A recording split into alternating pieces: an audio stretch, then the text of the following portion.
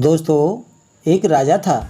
वो बड़ा ही समझदार एवं कर्तव्यनिष्ठ था और हर नई बात को जानने को इच्छुक रहता था।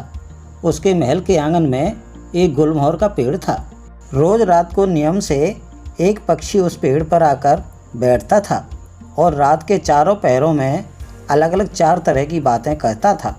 पहले पहर में कहता, किस मुख दूध पिलाऊं, किस मुख दूध पिलाऊं। इसके बाद दूसरा पहर लगते ही बोलता, ऐसा कहून दीख, ऐसा कहून दीख। जब तीसरा पहर आता तो कहने लगता, अब हम करबू का, अब हम करबू का। और जब चौथा पहर शुरू होता तो कहता, सब बम्मन मर जाएं, सब बम्मन मर जाएं। राजा रोजाना रात को जाकर पक्षी के मुख से चारों पहरों की 4 अलग अलग बातों को सुनता और सोच में पड़ जाता कि पक्षी क्या कहता है, पर उसकी समझ में कुछ भी नहीं आता था। राजा की जिज्ञासा के साथ साथ चिंता भी बढ़ती गई। जब वो पक्षी की बातों का अर्थ निकालने में असफल रहा तो हारकर उसने अपने पुरोहित को बुलाया और उसे सारा हाल कह सुनाया और उससे पक्षी के प्रश्नों का उत्तर पूछा। पुरोहित भी तत्काल अवस्था में एक साथ उत्तर नहीं दे सका और पुरोहित ने कुछ समय की मोहलत मांगी और चिंतित होता हुआ घर चला गया। उसके दिमाग में सिर्फ राजा की पूछी गई चारों बातें ही बराबर चक्कर काटती रहीं। वह बहुतेरा सोच विचारता पर उसे कोई जवाब नहीं सूझता। अपने पति को हैरान परेशान देखकर ब्राह्मणी ने पूछा, तुम इतने परेशान क्यों दिख रहे हो? मुझे बताओ क्या बात है? हो सके मैं आपकी कुछ मदद कर दूं। पुरोहित ने कहा, क्या बताऊं देवी, एक बड़ी ही कठिन समस्या मेरे सामने आ खड़ी हुई है। राजा के महल के आंगन में जो पेड़ है वहां उस पेड़ पर बैठने हर रोज़ रात को एक पक्षी आता है और चारों पहरों में नित्य नियम से 4 अलग अलग बातें कहता है।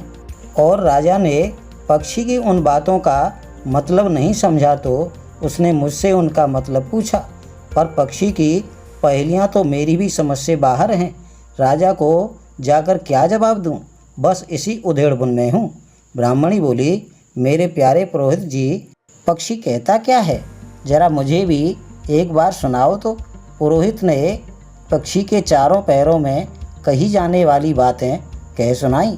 सारी बातें सुनकर ब्राह्मणी बोली, वाह, यह कौन सी कठिन बात है?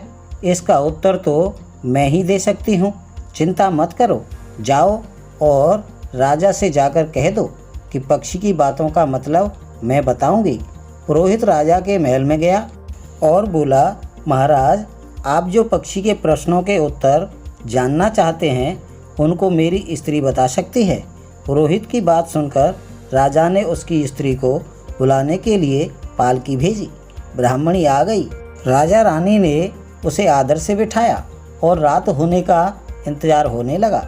रात हुई तो पक्षी पेड़ पर आकर बैठ गया और पहले पहर में पक्षी बोला, किस मुख दूध पिलाऊं, किस मुख दूध पिलाऊं। राजा ने कहा, पंडितानी सुन रही हो, पक्षी क्या बोलता है? वह बोली, हाँ महाराज, सुन रही हूँ, वह अधकट बात कहता है। राजा ने पूछा, अधकट बात? कैसी अधकट बात? पंडितानी ने उत्तर दिया, महाराज सुनो, पूरी बात इस प्रकार है।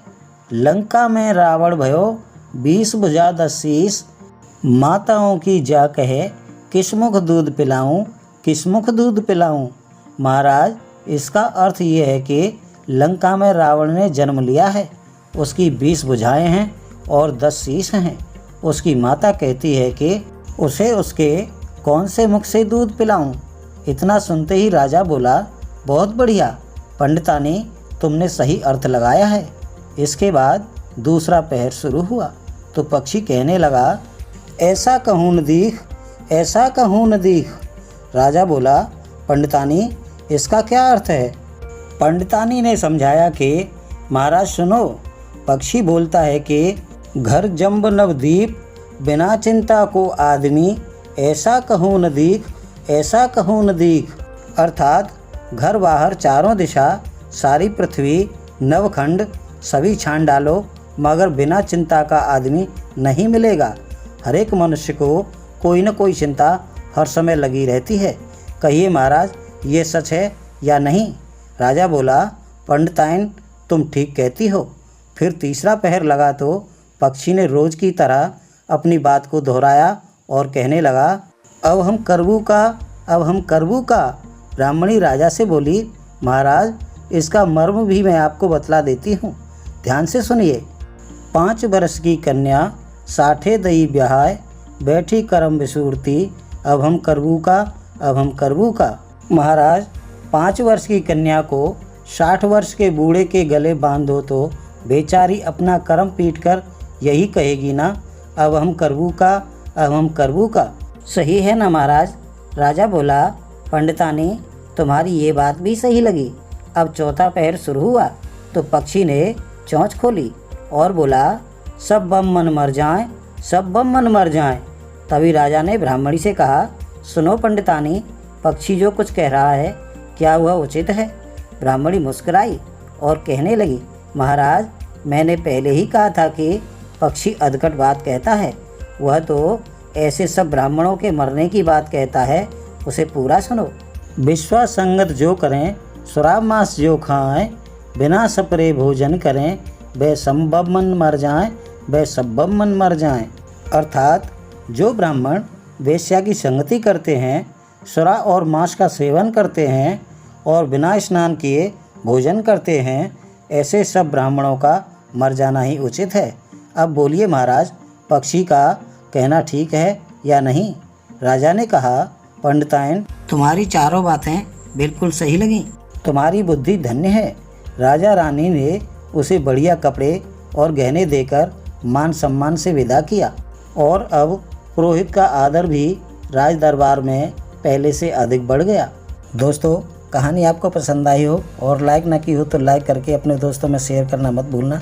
मिलते हैं अगली कहानी के साथ, तब तक के लिए आप सभी को राधे कृष्ण।